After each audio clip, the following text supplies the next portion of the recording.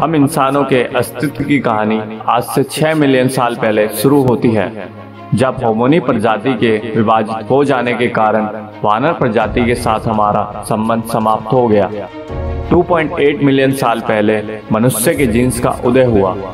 आज से लगभग 23 लाख साल पहले होमो हेबिलियस अस्तित्व में आए, जिनका दिमाग अब तक काफी बड़ा हो चुका था, और यही वो पहले जीव थे जिन्होंने सबसे पहले पत्थर के हथियारों का प्रयोग किया। इस पत्थर के टूटने के कारण जैसे ही इस पर धारदार किनारा बना, तो हमारे पूर्वजों को एक नुकीला और धारदार हथियार मिल चुका था।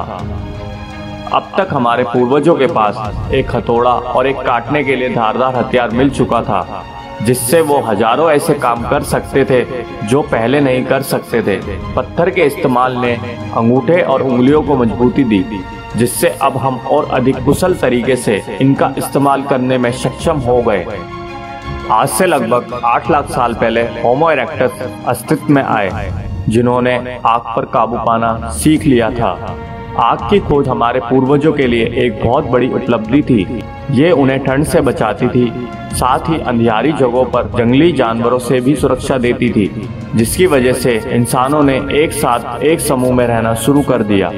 और आग पर पका मांस खाने के कारण उसे चबाने और पचने में कम ऊर्जा खर्च होने लगी, और बाकी बची ऊर्जा उनके मस्तिष्क में जाने लगी, जिससे हमारे पूर्वजों का दिमाग काफी बड़ा हो गया। आज से लगभग 3 लाख साल पहले विभिन्न मानव प्रजातियों में से अधिकांश छोटे शिकारी समाजों में रहते थे। उनके पास आग, लकड़ी और पत्थर के उपकरण थे। अब वो अपने भविष्य के लिए योजना बना सकते थे, अपने मृत साथियों को दफन कर सकते थे, और अब तक उनकी संस्कृतियों का निर्माण भी हो चुका था। और सबसे महत्वपूर्ण बात, उन्होंने एक दूसरे से बात की, शायद एक तरह की प्रोटो लैंग्वेज में, जो कि हमारी भाषा की तुलना में कम जटिल भाषा थी।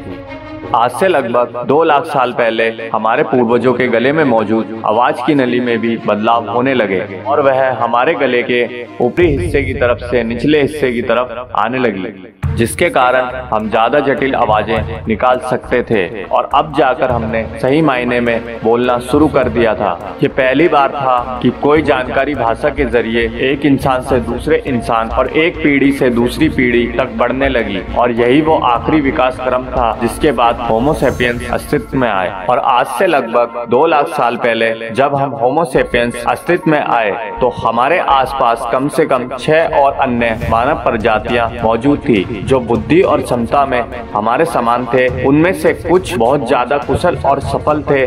उदाहरण के लिए होमो इरेक्टस 2 मिलियन वर्षों तक जीवित रहे और लगभग 70,000 वर्ष पहले विलुप्त हो गए, जो कि आधुनिक मनुष्य की तुलना में 10 गुना लंबा अस्तित्व है। होमो निएंडरथालेंसिस लगभग 40,000 वर्ष पहले, होमो फ्लोरिएंसिस लगभग 10,000 वर्ष पहले विलुप्त हो गए। उनकी वंशावली में से वर्तमान में जीवित बची अकेली प्रजाति होमो सेपियंस ही हैं। आज से लगभग 1 लाख साल पहले इंसान इस योग्य बन चुका था कि वो कहीं भी आ जा सकता था। उस समय तक हमारे पास प्राचीन हथियार थे। हम आग पर काबू पा सकते थे, हम आपस में बातचीत कर सकते थे। आज से लगभग 50,000 साल पहले आखिरी ज्ञात आइस एज नॉर्थ पोल से आगे बढ़ने लगा।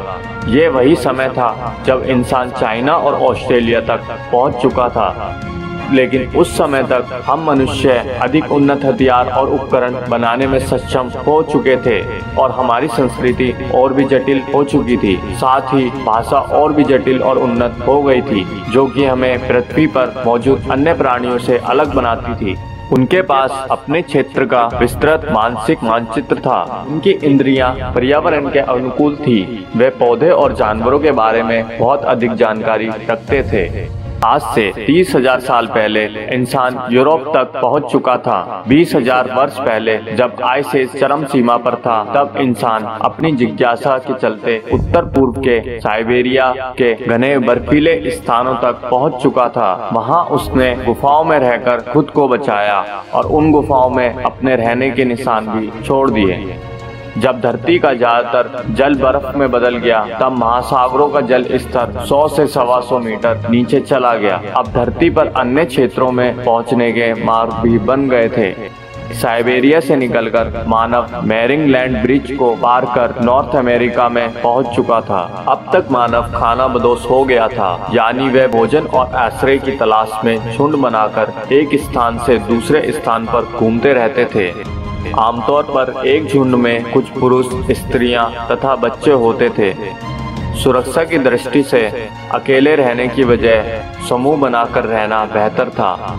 उन दिनों का जीवन सचमुच बहुत कठिन था, क्योंकि लोग पेड़ों के फल फूल, जंगली पौधे खाते थे और जो जानवर मिल जाते उनका शिकार करते थे।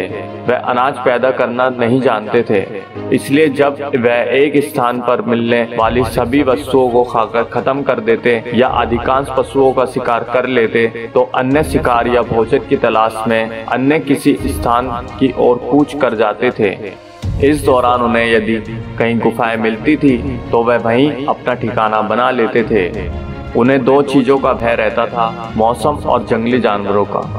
12,000 ईसा वर्ष पूर्व इंसान साउथ अमेरिका तक पहुंच गया था। वहां इंसान का सामना हिमयुग की मुश्किलों से हुआ। इन मुश्किलों से पार पाकर इंसान ने खुद को उस माहौल में ढाला और एक नए इंसानी युग की शुरुआत की। अब इंसान समुद्र के किनारे से पहाड़ की ऊंची चोटियों तक, घास के हरे भरे मैदानों से लेकर रेगिस्तान तक और बर्फ के जंगल पहाड़ों से लेकर ऊंचे पठारों तक फैल चुका था। हमने हर जगह और माहौल के अनुसार अपने आप को ढाला और हमारा हुलिया, त्वचा, बाल और आंखों का आकार जलवायु और जगह के अनुसार बदलता गया।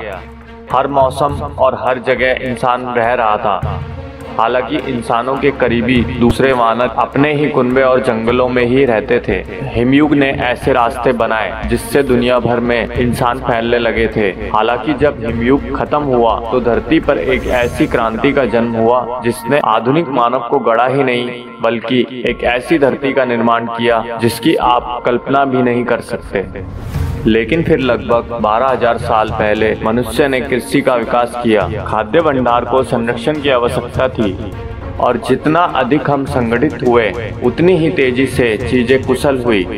गांव शहर बन गए, शहर राज्य बन गए, राज्य साम्राज्य बन गए, जिससे ज्ञान का आदान प्रदान करने के अवसर मिले, जिससे इंसानी प्रगति तेज हो गई।